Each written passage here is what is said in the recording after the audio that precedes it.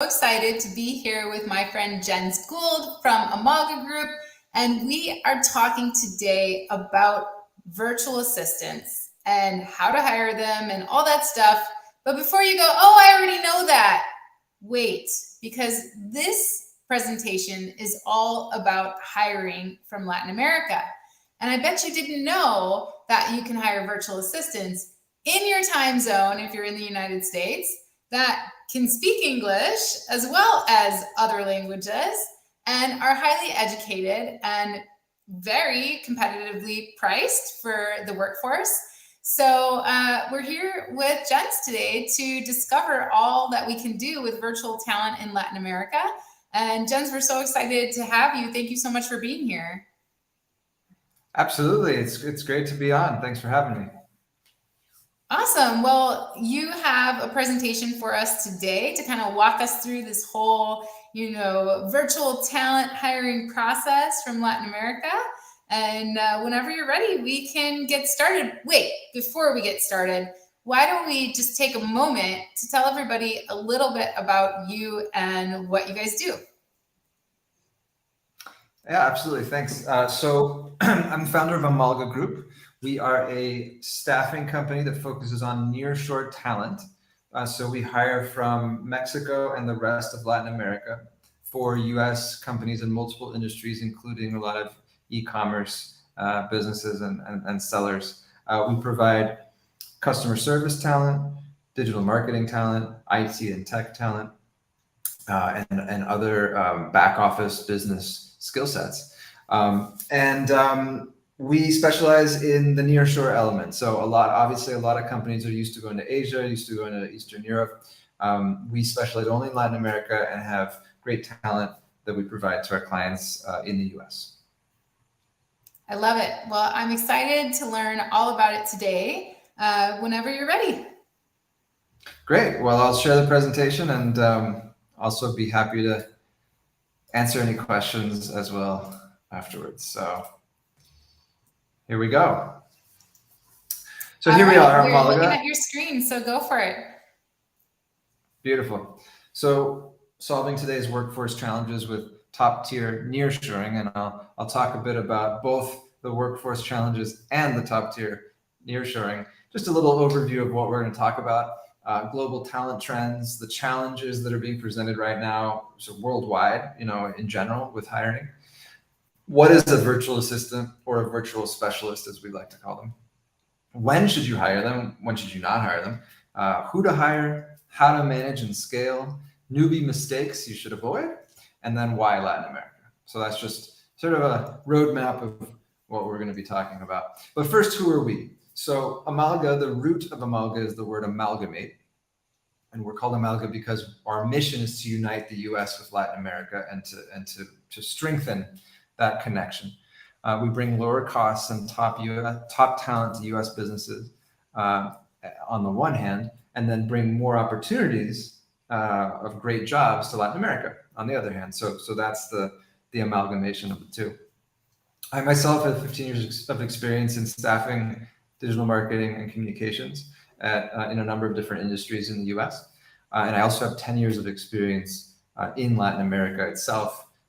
So I know the region very well, and I think that's one thing that helps us.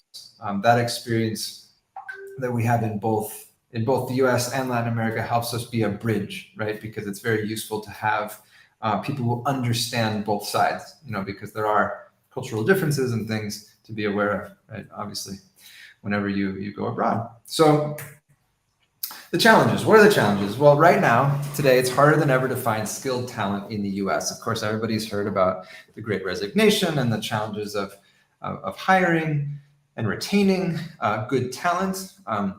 Everyone, all companies, big and small, have gone through this and had the challenge of, hey, maybe I can't find the right person for this position, or I found the right person and they just left. That's been happening more than ever since COVID.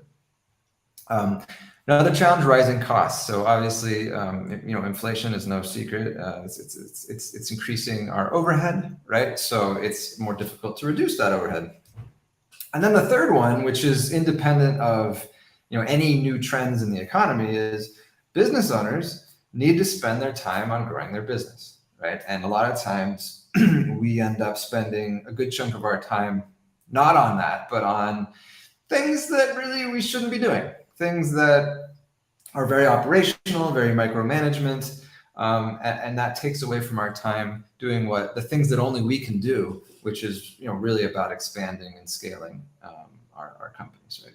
So I think that is one of the top challenges for business owners in just making sure that they can scale, is letting go of some of those tasks that they probably shouldn't be doing. And it's something that all of us struggle with. I recently just got rid of my email. Finally, I finally don't do my email anymore.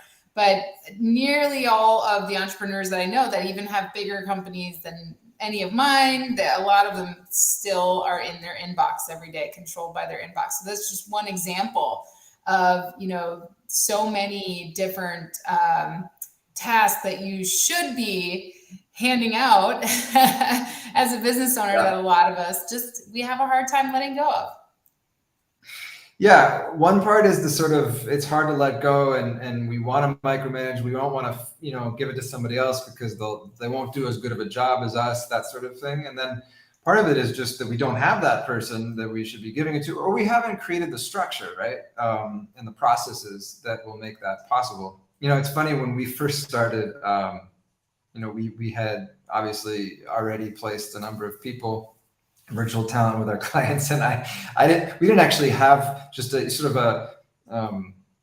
a traditional virtual assistant at Amalga yet. I mean, we had other types of talent, obviously, but not that. So I brought one in, and I myself experienced exactly what you're talking about. Oh my God, this is tremendously helpful, and now I understand on a visceral level why this is so useful.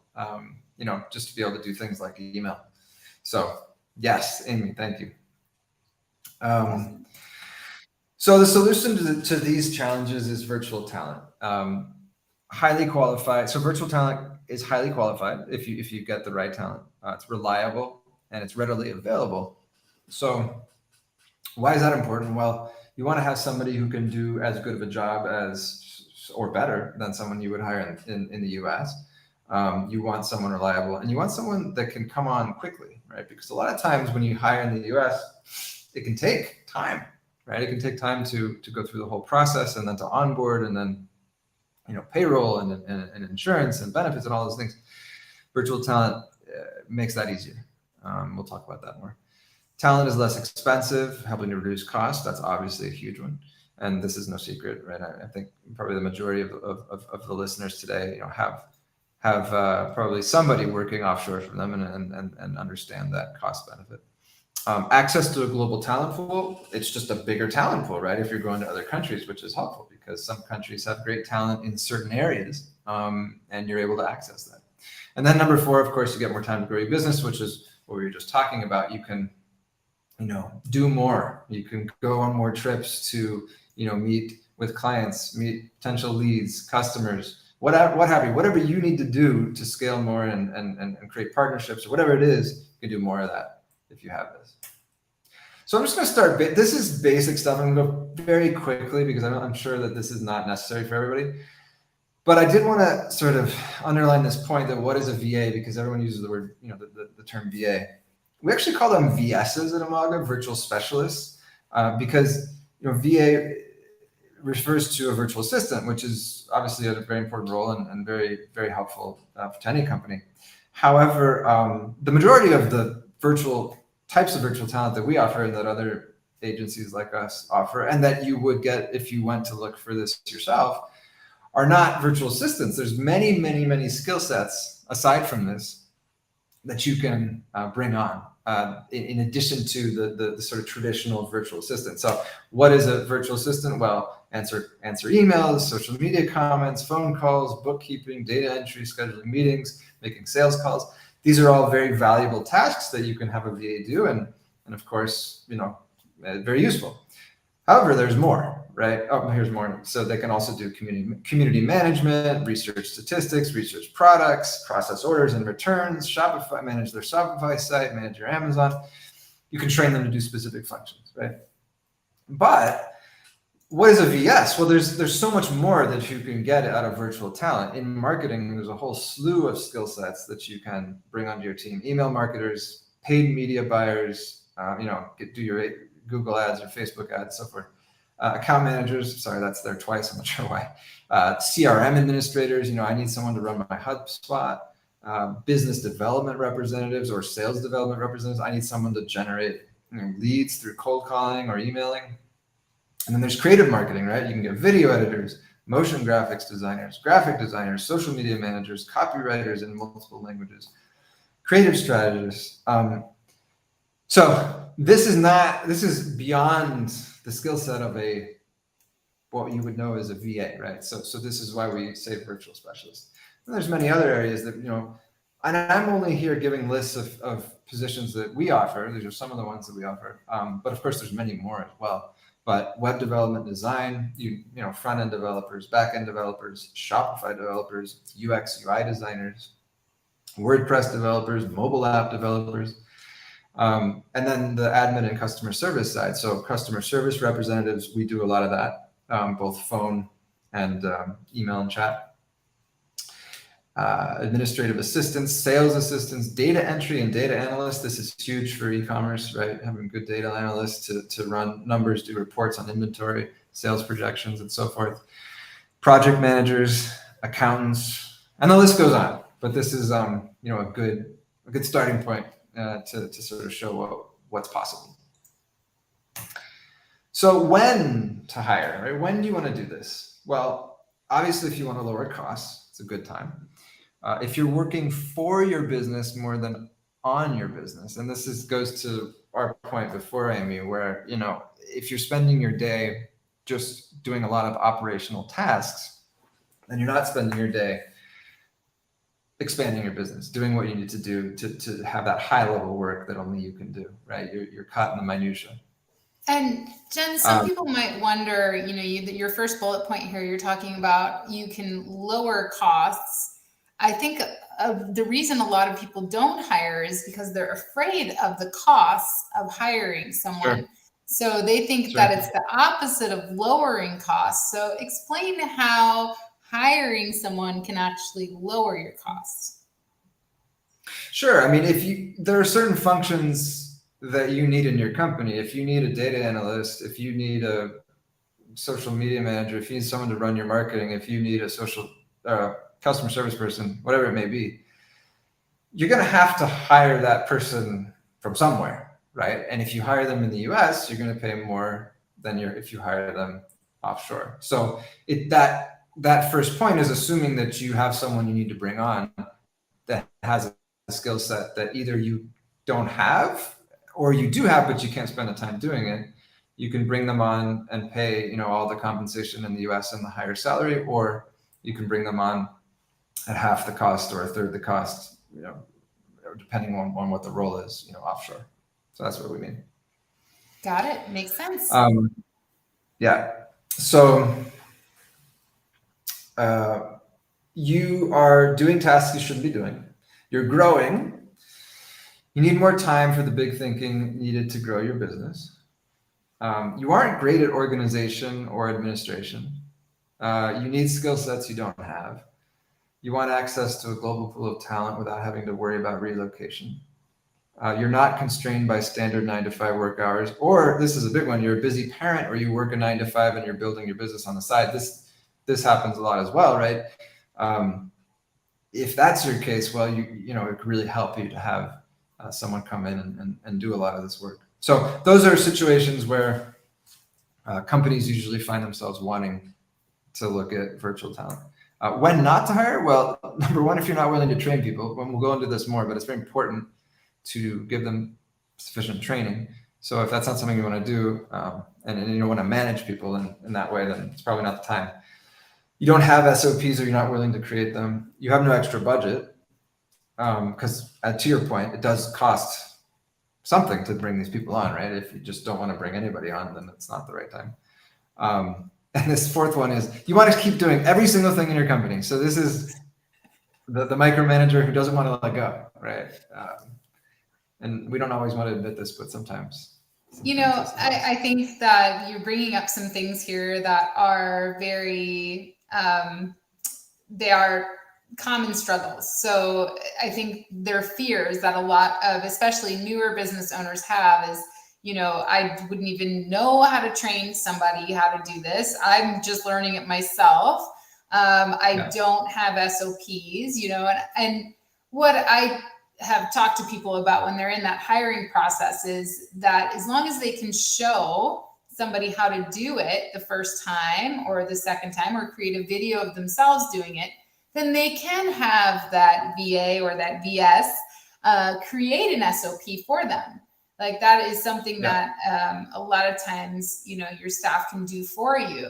But you do have to be willing to show them. I can't tell you how many people come to me all the time and go, well, don't you have somebody that's already trained in how to do all the things that I need to do in my business? And I'm like, well, yes and no, it's your business. So you're going to have things. You don't want people bringing in bad habits from other companies and doing things the way that, you wouldn't do them. And then, you just, it's very hard to bring someone in who's turnkey. All of us, I'm sure, before we started our businesses, had a job somewhere else, and we required training. If we were just expected, even if we had experience, if we were just expected to show up and figure it out, we probably wouldn't have been very successful in our careers. So yeah, I love that you're pointing this out. Like if you're not ready to train somebody, if you're not in the right mindset of I am going to pass this off and I'm going to enable this person to actually do that job and prep them to do it and give them that feedback that they need, then yeah, it's not the right time to hire. Very good. I love it. Yeah, absolutely. And we're going to get into that a little bit more in the section on, how to hire and how to evaluate, how to make sure you're training correctly. But it's absolutely true. And it may be the case that, I know companies that already have large staff, but then they need to bring in a new position that they don't currently have. And there's resistance to training that because it's new. But you're right. There's no turnkey, right? Even if someone is, the best at what they do, they still need to understand what your company does and how to work with your team. And just that in itself requires training them, right? So how to hire? Now you've decided you want to do it. What's step one? And this is one that's often overlooked, but that we recommend highly, and it's create a job description. And you might say, well, I don't need to do that. You don't have to, but it does really help, not just if you're going to work with, not just to post on Upwork or to give to your staffing agency, but for your own benefit as well. Because when you sit down to write it, you will realize things that you want in this position that you probably weren't that aware of, or you weren't that conscious of, or it'll help you flesh them out. There are certain personality traits or skill sets or responsibilities that you might not have thought through. So it's a good exercise even just for you to sit down and write it out. And if you're not sure how to write it out, just look on any job board and look at examples. But it will be helpful. So and things to include. So what kind of English, if you're going offshore, what kind of English level do you need? Size and scale of your business. What are the volume of sales? How many support tickets? Depending on what the role is. Past experiences that you would like to see that will make them successful in this position. A specific list of the tasks they'll be performing, required skills versus nice to have skills. They're not the same. Resources you will provide, such as scripts if it's customer service, or access to the back end if they're a developer. And look on LinkedIn for examples. If you want to kind of jog your thoughts on what to write. Now, okay, you got that. So now where to look? Well, traditional job platforms like Indeed, freelancer platforms like Upwork, social media like LinkedIn or Facebook, and then staffing agencies. And we can talk a bit later about why use one or another, but there are many places to go to do this. Who to hire? Okay, so now you've got some candidates. And so how do you decide? Well, how do you evaluate your candidates? First of all, you want to be diligent in matching the experience that you see on this person's resume with your job description. Go line by line. Do they match up with what you need? it seems obvious, right? But sometimes we get very hung up or focused on one particular aspect of a candidate, like some personality trait or the fact that they have, 5 years of experience doing X. But there's all these other things you want too. Do they have those as well or not? And then are you willing to sacrifice the ones they don't for the ones they do? Make sure their experience is what they say it is. Look at their clients, the past companies they worked for, their portfolios, if it's a creative position, their LinkedIn page. If you're doing this yourself, you really, or if your HR department's doing it, or you're the actual person doing all of it, you want to be very diligent and really look at, is this person's CV sort of juiced at all, or have they really done what they've said they've done? And I want to understand what they've done. I really want to look at their work. Talk to references, companies they work for, people they work for.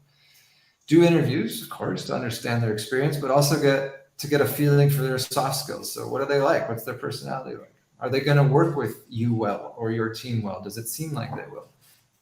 And then do a trial period. So this is very important. You don't want to enter into a long-term contract right off the bat, whether you're doing this independently or through an agency. You want to make sure that they're going to work, right? So you need a trial period. To make all of this easier, you can use a third party that can do all of these things. Or you can do it yourself, but if you do it yourself, I recommend that you're diligent about this stuff. Okay, so now you've chosen your candidate, you brought them on. How do you train them? Number one, you got to put SOPs in place. So we talked about this. You have to be clear and precise about what the processes are and that you want them to follow and how to follow them. And there are ways to make this, automated. There are ways to make this not a huge time commitment for you and reduce the meeting times. One of them is Loom. Just do Loom videos for everything and create a Loom library and just send them the videos. And this is particularly useful if you're building a large team or even a small team, because now you have this library of videos that you can show people on how to do something and you don't have to hop on a meeting. Workflow and something like Miro or Trello or other project management systems, Asana, have a resource hub in Google Drive or something like that. Use Slack or something like Slack. You can't over communicate. I mean, communication, when I see people sort of falling short, it's always because of under communication, not over communication, or sometimes incorrect communication. But the more the better, right? And then make sure that that they expect responsive communication. Sometimes there are cultural differences and people in other countries are used to different ways of working and different ways of interacting with their superiors. And it's not always done the way it's done in the US. And so you may come up with, you may have people that don't feel okay coming to you with questions, for example. And you want to sort of be proactive about that and let them know you want them to come to you. You want them to be communicative so that you can address any questions or any issues before they become a problem. How to evaluate? Okay, now they've been in the position for a while. I want to figure out if this is actually a good, this has been a right hire. Is this person good for my company? How do you do this? Set KPIs. Very important. I mean, companies have KPIs, but sometimes we forget with virtual talent to do this. You have to have measurable goals so that you can, set precise numbers and then come back and see if they've been met. So if it's a social media thing, traffic, conversions, if it's sales, it's leads, if it's customer service, it's, how many inquiries are they resolving a day? If it's, they're managing my Amazon or they're managing my Shopify, well, have there been errors in processing orders or have all the returns been addressed? Whatever it is, deliverables by deadline, whatever it is that you need, you want to set those KPIs and then you can go back and see if they're doing them. Yeah, okay, I think that's so important to have KPIs for your people. And it's tough. I think that these can be made over time. For job descriptions, I recommend people do a time analysis and write down what tasks they're doing and then who those tasks could be outsourced to. And then you have a list of tasks that create a job description for the person that you're hiring. And then when you're creating those list of tasks, look at, how you measure that task is done. You know, if you're doing all the tasks right now that you're essentially going to be hiring out, you can actually look at, okay, how do I measure that this thing is done? And if you set that up when you're doing your time analysis, now you not only have a job description for the person you're going to hire, but you also have a list of KPIs to hold them accountable. So, you know, if entrepreneurs take the time to do a time analysis and take those notes, knowing that when they hire someone, that's what they're going to need, it will be much easier along the way. Plus, you'll have an SOP to go along with it, because, you know, if you do every task with the thought of, okay, I'm going to pass this off to someone, then you'll be very prepared for onboarding them, for writing that job description, for the interview questions, as well as for tracking their KPIs. So I love doing that every time I get busy in my business again. Instead of on my business, I take the time to do a time analysis, and I start looking at those things that I need to do to buy back my time. Absolutely. Yeah. Totally agree with everything you said. And it sort of comes down to a question of being proactive versus reactive, because, you know, it's so easy to be reactive the entire day and just put out fires, but you have to set aside the time to do these things that you're saying. And it's not a lot of time. I think sometimes we think it's going to be more than it is, because it's like not always the first thing we want to do, right? We want to just, you know, resolve the thing that's in front of my face. But if you even schedule it on your calendar, you know, I'm going to put this hour for, you know, working on KPIs and doing Loom videos and automating these things and processes or whatever it may be, it'll go a long way in the future. So For sure. So avoid the pitfalls. These are just, you know, comments that I've heard companies say in terms of hiring virtual talent and you know, what we would say are the ways that they can prevent or could have prevented these issues. So one is they were disorganized. Well, did you have clear SOPs in place? They said yes, but then didn't follow directions. Well, did you put in the time to train them? And by the way, it may be the case that yes, you did, and then maybe this person isn't right for you, but not always, right? Not always has the training been done. They didn't speak up when they had questions. Well, were you attuned to any cultural differences? Did you make it clear to them that it was important, you know, for them to come to you with issues? They didn't have the skill sets we needed. Did you do it? Did you have an accurate job description? Did you do skills tests before hiring? And this is another thing that is important to do, particularly for certain roles, to do assessment tests, you know, make sure that they have the skill set you want. Agencies often do this. You can do it yourself. That's important. Turns out they had a shady past. Okay, well, did you do background checks, or did you use an agency that does background checks? We had security concerns. Make sure you protect your information and accounts. Give limited access until you have more trust. There are ways of doing this. I was locked into a long-term contract with a VA. Didn't like. Well, use an agency with flexible contracts, or when you hire yourself, have a flexible contract. Don't be locked in to anything long-term. So just sort of to reiterate, some newbie mistakes are expecting them to know everything without training, assuming no cultural differences, no SOPs, no trial period, no KPIs. Not finding the right balance between delegating and controlling. I like this one because, it is a balance, right? You can't just delegate everything on day one, but you also have to let go of your need to micromanage everything. And there's a fine line between the two. And the transition from an operational mindset to a managerial mindset. And this is very important, right? You are, you may already manage a lot of people and then that comes naturally to you. But if you don't, and these people you're bringing in now are sort of you doing that for the first time, then you kind of have to shift your mindset. Like you're not the operational person anymore. You're overseeing and you're delegating and you're making sure everyone's doing what they're supposed to do. Okay, why Latin America? So now we get to our region, our part of the world.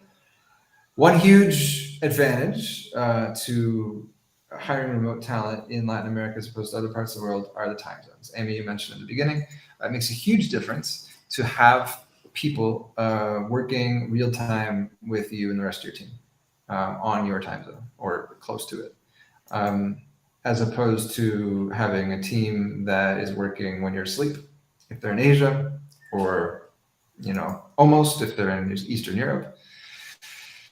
It's much more effective. They can be on your Slack channel contributing real time. They can be on your Zoom calls contributing real time.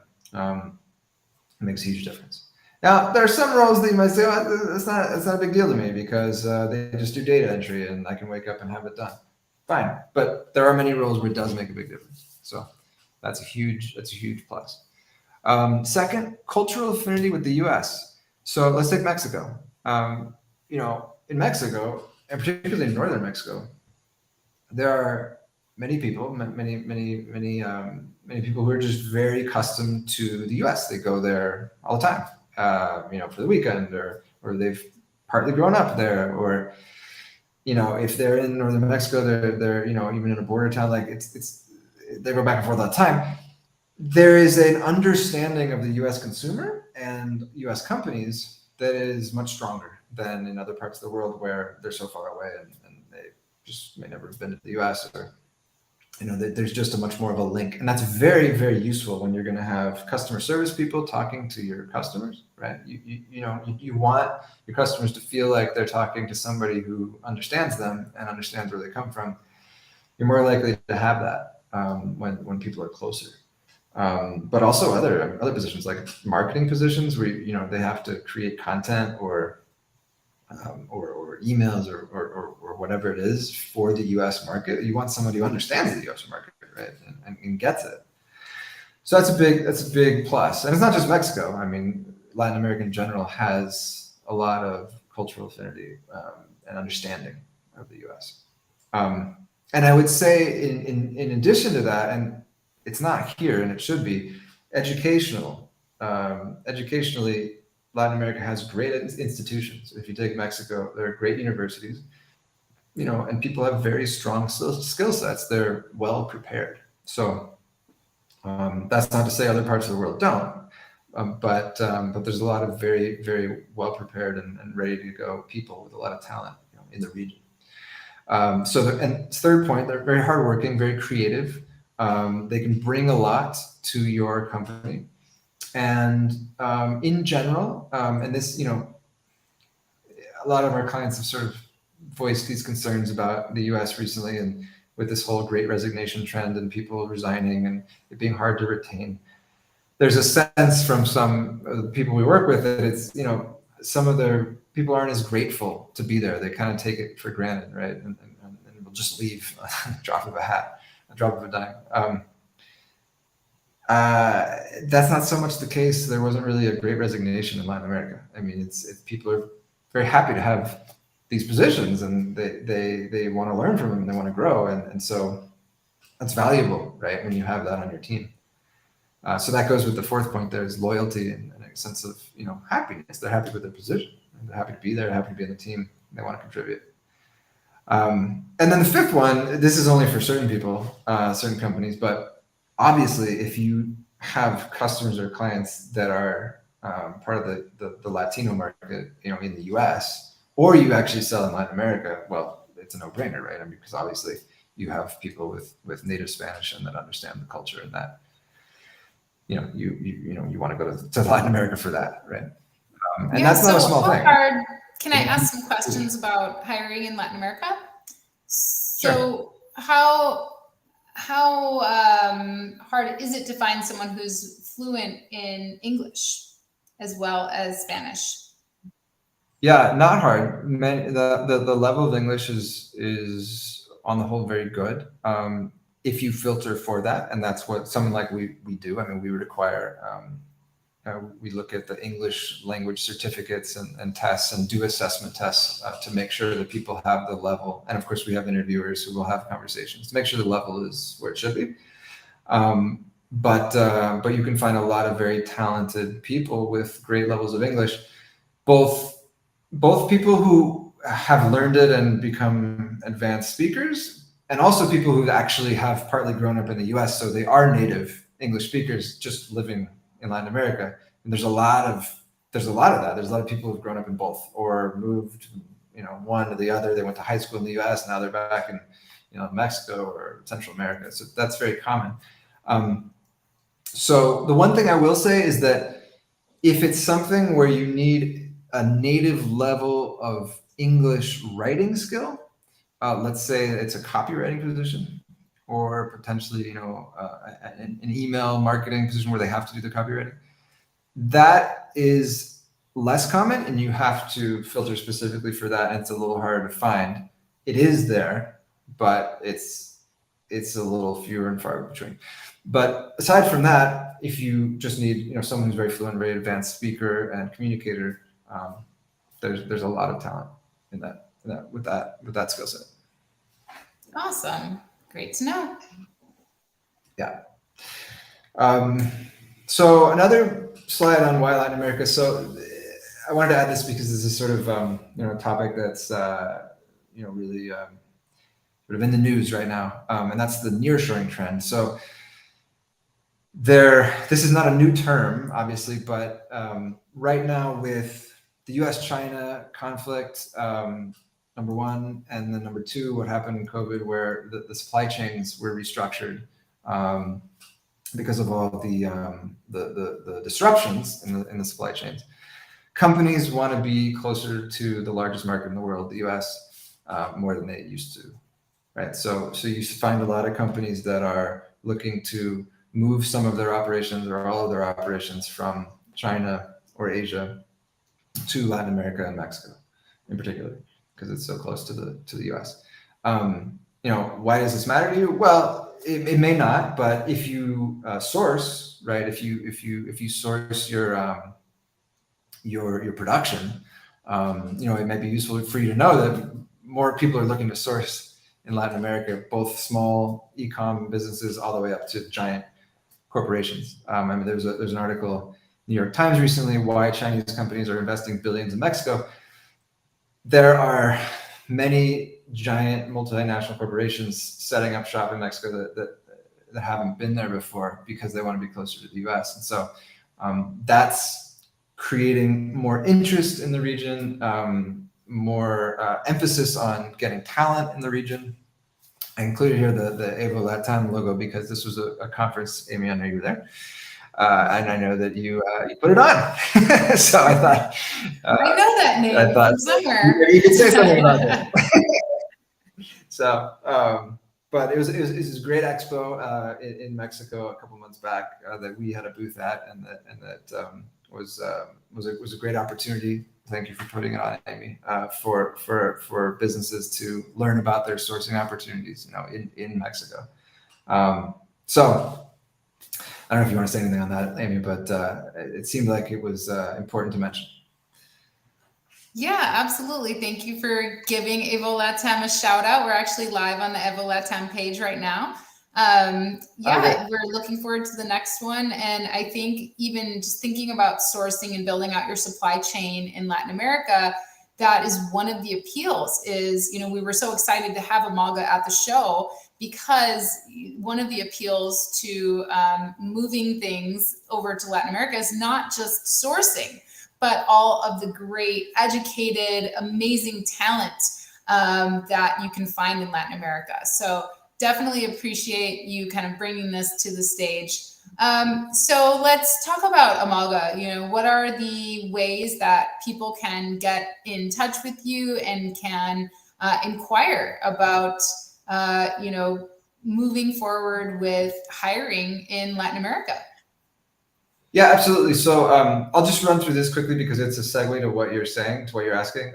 Why use a staffing agency? Because people will say, well, why don't I just do this myself? And you can go on Upwork and find people, and so forth. It's easier. If you want to build a team or you just want to hire one person in another country, you don't want to set up a whole business entity in that country. Believe me, you don't want to do that in some countries in Latin America because it's a headache.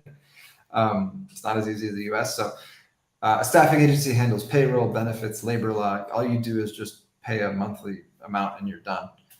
It's much easier. Flexible, so you can scale up or down with flexible contracts more easily. And then security, staffing agencies will vet, a good one will vet, the people coming in, do all the things we talked about earlier, so that you can have more trust and that this person is going to be, the reliable person you want. So us in particular, we work with companies that know, it's important to work with companies that know both the US and the home countries. And so we bring that to the table, understanding, what it's like to run a business in the US and also what it's like to work in Latin America. And you want to know both sides. So we're managed by Americans with deep experience in Latin America. So if you want to get in touch, here is our number. Here is our website and our LinkedIn. We are happy to chat. If you have questions, you want to explore potential talent acquisition in any area, I'm happy to connect. You can send us a contact form on our website or on our LinkedIn, or just get in touch directly, or by my email. Please email me if you'd like. All right, amazing. Well, thank you so much for all that awesome information about hiring from Latin America, and not just what you covered about hiring, but also when is a good time to hire and how to prepare to hire. And is there anything, I guess, to kind of wrap us up, is there anything that we should know about the differences, the key differences? And most of us do hire from the Philippines. That is a very popular place to hire. My whole team is Filipino. And I love them. I couldn't do it without them. They're amazing. And it's not that I haven't considered, of course, for the Evil LATAM show, we have people in Mexico that are helping us out. We couldn't do it without them. So is there anything that we should know about key differences between virtual assistants between hiring virtual assistants from other countries versus hiring from Mexico and Latin America? Are there different ways to pay them? Are there different considerations that we should be thinking about outside of language, right? We talked about making sure that we're doing English testing, stuff like that, if we don't speak Spanish. But are there any other things that we should know of, that we should be aware of when we're hiring from Mexico and Latin America? Yeah. First, there are all the differences that I went through about what makes Latin America unique, right? That's those, all the time zone and all those things are important to keep in mind. In terms of payment, it's very similar. I mean, if you're working through an agency, you'll normally pay them a monthly fee. Or if it's a headhunter situation, you pay them a fee at the top and that's it. Or you're going through Upwork or a platform and you're paying them through there, or you're paying them directly. That would be the same, whether you're in the Philippines or you're in Latin America. Some other considerations, for some roles, it is more expensive in Latin America. That's just true. It's a higher sort of cost of living in Latin America than it is in the Philippines, and wages are higher. It's not a lot higher for most positions, and for some it's the same.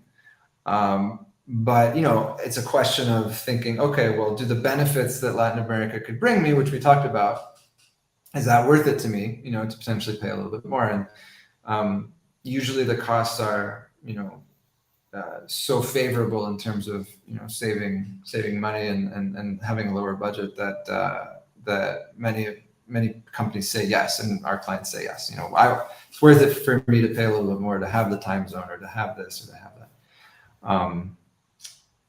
Cultural differences, I think you may find some.